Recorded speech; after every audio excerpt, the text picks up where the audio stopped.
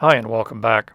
Today I'm going to be once again completing the final assembly of the Nuremberg Box project. For those of you who've been following along, you know that I've already done this once some time ago, but once I was done, I had a hard look at everything and I realized that there were a lot of areas that I really rushed through to try to keep a video schedule going. I kind of videoed around the problems so they wouldn't be that noticeable, but basically it was going to be something that was going to bug me for a long time. So I decided to take things apart and fix all of the problems. So I've been doing that in the last few videos, and this video is basically just the last step of that process. The first thing that I need to do is to cut away part of the ring that's used to make the connection between the lock plate and the cover plate of the box. The straps for the new hinges are made from the same thickness of bar stock and need to sit at the same level as this ring. So I need to cut away the bottom edge so that everything can sit flush to the back plate and the cover plate for the box. The other hinge strap is going to be riveted directly to the locking ring that's used to secure the lid in the box. This ring is riveted directly to the top edge of the box, so when you turn the key and pull the latches back, the lid can open. All of the rivets that I'm going to be using to attach the hinge straps to the lock plate are going to be visible, so if I don't want a bunch of rivet heads that don't make any sense on the lock plate, I'm going to need to use flush rivets that I can eventually scrape smooth so they can be invisible.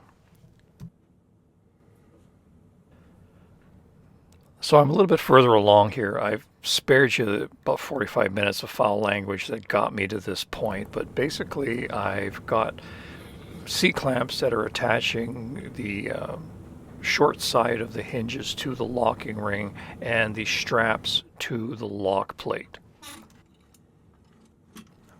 I've placed tape on the surface of the lock plate to make sure that the clamps don't do any more damage that I'm going to have to repair later. So as annoying as this was to set up, it really is a vital part of the process. At this point, I can test the lock mechanism and nothing's permanent. I don't have anything riveted in place. If I need to make changes, it's just a matter of taking apart these clamps and again another 45 minutes of foul language to put them all back together. But basically I can repeat that process as much as I want to get it right. And then once I'm sure I've got it, I can start riveting things in place. Another part of the process that's easily overlooked is the use of reference marks. Before I started everything, I made a center line reference mark on both the locking ring and the back half of the hinge plate. So now every time I need to reassemble it, I make sure those two marks are lined up and I know that I'm back in position.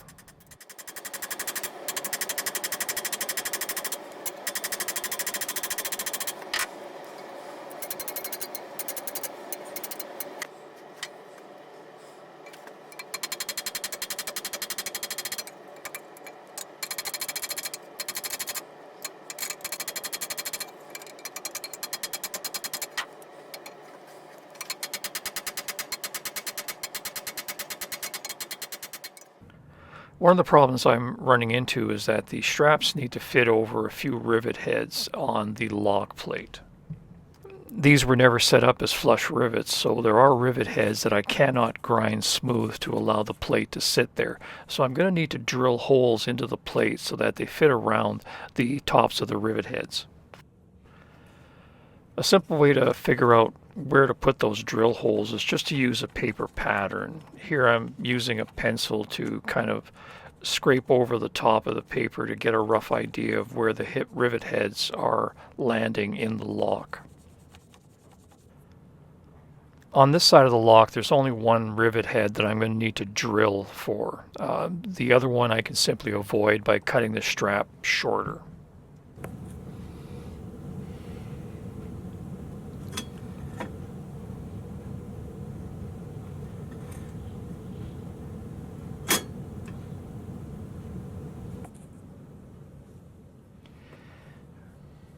Here I have the hinge fully riveted in place, and the circles that you see on the surface are just marker that I've used to show where the rivets are on the lock plate. So you can see how a flush rivet can really do a great job of hiding a rivet head. I still need to do a lot more cleanup on this plate, but even at this stage you have to go looking for them.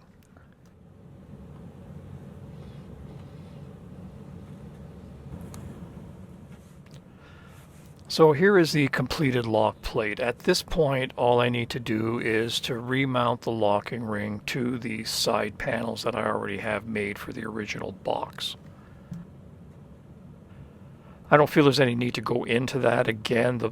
This video series was always about how to go about building the lock, not necessarily the completed box. And realistically, if you're looking at attempting a project like this, the box is going to be the least of your worries.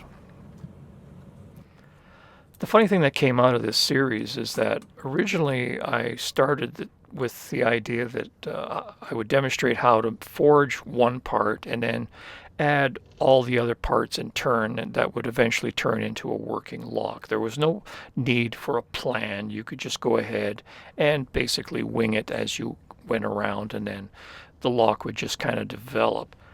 Now that I have it completed, and again I've corrected a lot of problems that arose because I didn't have a plan, it's really turned into an object lesson that would really drive home the idea that when you're taking on something like this, take the time to figure out what you're doing and to work out all of the problems as much as you can ahead of time.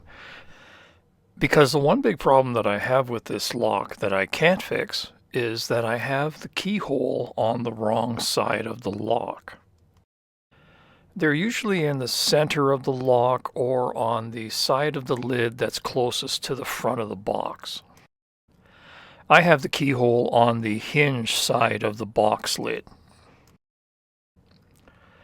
Now, some might say that it's not a big problem because the key still works and the lid opens just fine and all that, but it's just really dumb, and it's something that could have been so easily corrected at the beginning of the process.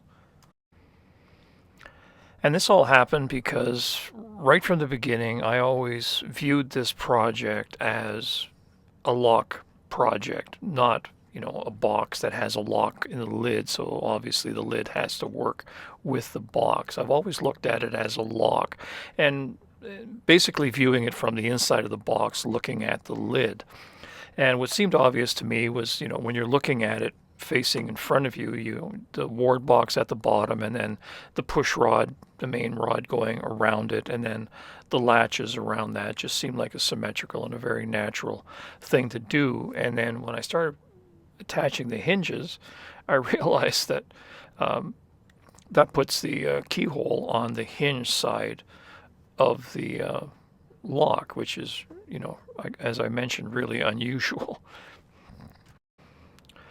So despite that slight hiccup, which was more comical than anything, I feel this is a good project. I learned a lot, and everything that I learned is going to be able to be reapplied to other projects coming down the road. So even though it was aggravating at times, there was really no time wasted with this whole process, because it pushed me into areas that I needed to deal with, and I did, and I thought I had good solutions at the end of it all. So hopefully the 4 or 5 people that are still watching this series will agree with me. So we'll see you next time. Hi, I'm Dennis, and thanks for watching. If you have any questions, you can contact me by using the email address that I have shown here. If you like the channel and the work that I'm doing, please consider becoming a patron. Every dollar you contribute will bring me one step closer to being able to produce videos full-time.